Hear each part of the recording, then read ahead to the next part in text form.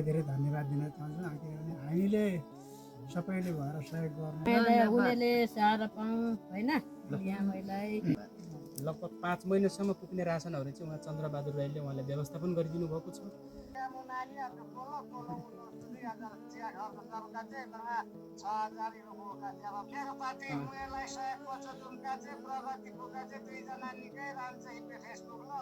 हजुर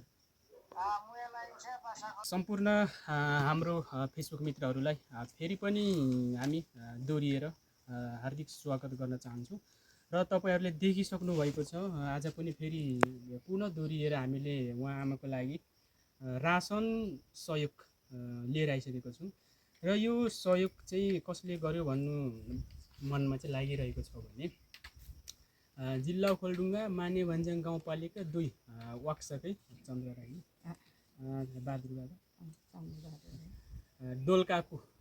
दोलकाकु चन्द्र बरबोटे चन्द्रबहादुर राईबाट चाहिँ एकदम मनको उहाँको चाहिँ जेठाजी विशेष गरी एकदम मनको धनी अब समस्या अब दुखी गरेको चाहिँ नि दुःख देख्न नसकेर चाहिँ अब उहाँले पनि अब रासनको केही कमी होला भनेर चाहिँ सहयोग पठाउनु भएको रहेछ उहाँ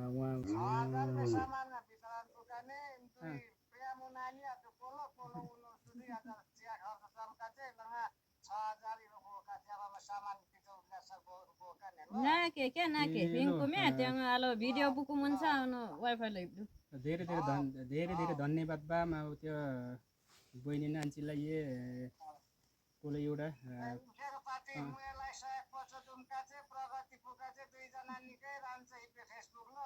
हजुर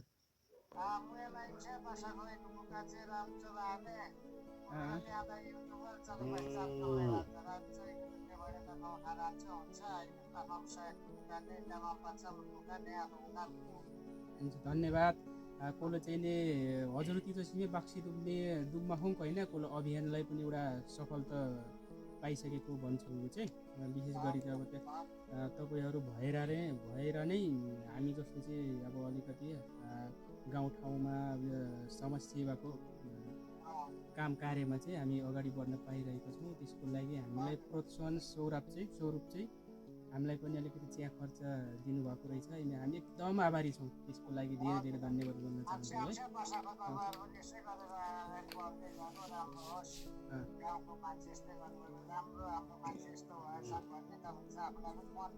है हस् हजुर अनि यहाँ उमोलाई चाहिँ उम्की छ 2 बोरा चामल 8 पोका तोरी तिल्याम अनि यहाँ 4 पोका आइडो नुन अनि यहाँ 2 केजी चिनी अनि यहाँ मसला 2 पोका अनि चिउरा 2 केजी साबुन 4 पिस स्याम्पू 20 पिस 50 रुपियाँ अनि चाउचाउ ती पसाको जम्मा चिउरा ती पसाको 5550 रुपियाँ चाहिँ उमलाई सामान खरिदपाती गएको बा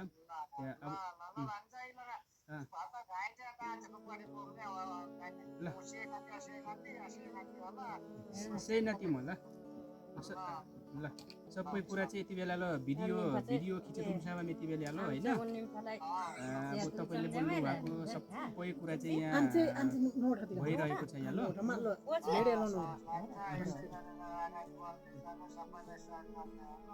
धन्यवाद अरू केही भन्नु छ तपाईँको मनमा लागेको विचारहरू केही पोख्नु छ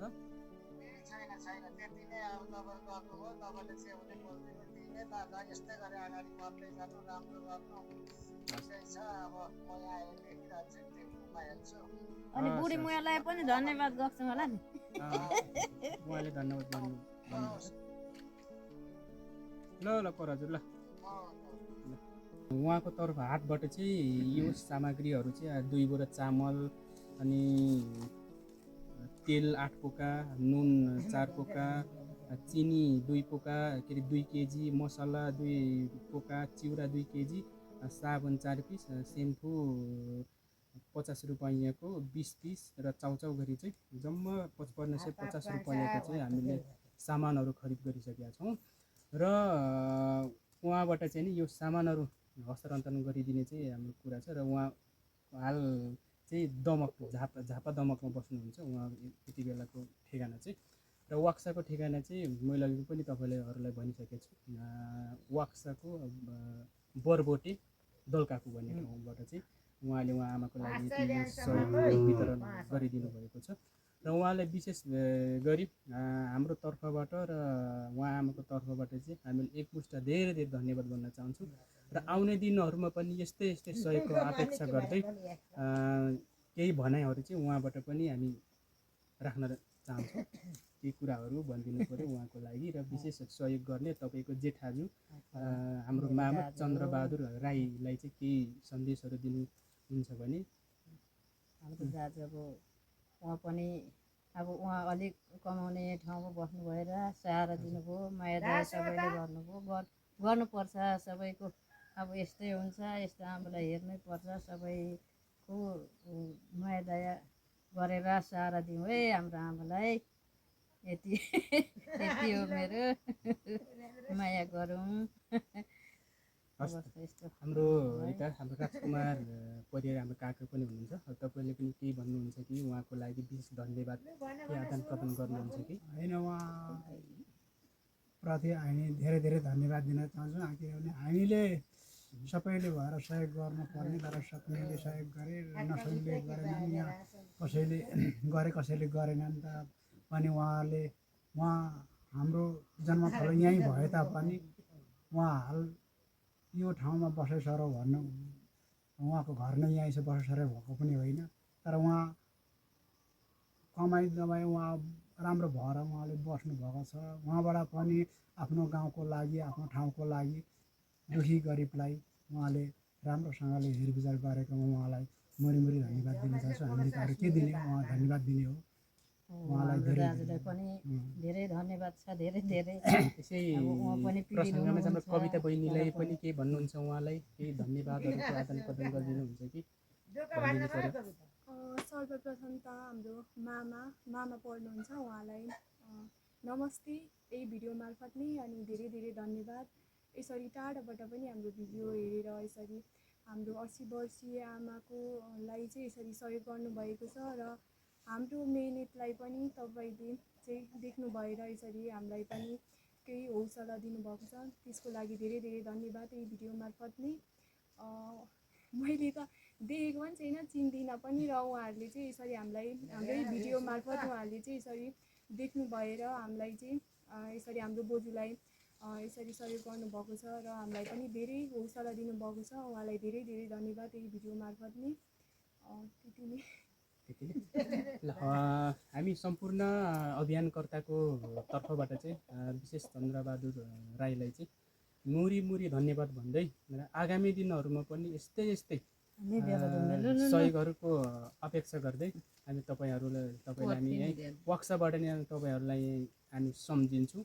र तपाईँ लगायत तपाईँको परिवार सधैँभरि सुखमय रहोस् भन्दै उहाँको पनि केही कार्यहरू गर्नुहुन्छ। र उहाँले चाहिँ विशेष गरी चन्द्रबहादुर राईले पनि अब कविता बहिनी र मलाई चाहिँ अब एउटा प्रोत्साहन स्वरूप चाहिँ हामीलाई पनि 2,000 रुपियाँ चाहिँ दुईजनालाई चिया खर्च लाउने भनेर चाहिँ दिनुभएको रहेछ। र 2,000 पनि हामीले पाइसकेका छौँ र उहाँले दिइसक्नु भएको छ र हामी एकदम खुसी पनि छौँ। र यस्तै सहयोग अपेक्षाको लागि चाहिँ भन्दाखेरि पनि उहाँहरूको जस्तै अब उहाँ त एउटा सुरुवात मात्र हुनुभएको छ र आगामी दिनहरूमा पनि उहाँहरू जस्तै हैकाल महिला चाहिँ दुःख पीडामा परेको अझै पनि धेरै हुनुहुन्छ होइन। अब उहाँहरूको लागि उजागर गर्ने एउटा हौसला स्वरूप 2,000 रुपियाँ चाहिँ हामी दाजुबहिनीले दिइसक्नु भएको छ र हामी दुवैजनाको तर्फबाट एकदम मुरी धन्यवाद भन्दै आजको लागि हामी यति नै। र उहाँले के भन्नुहुन्छ?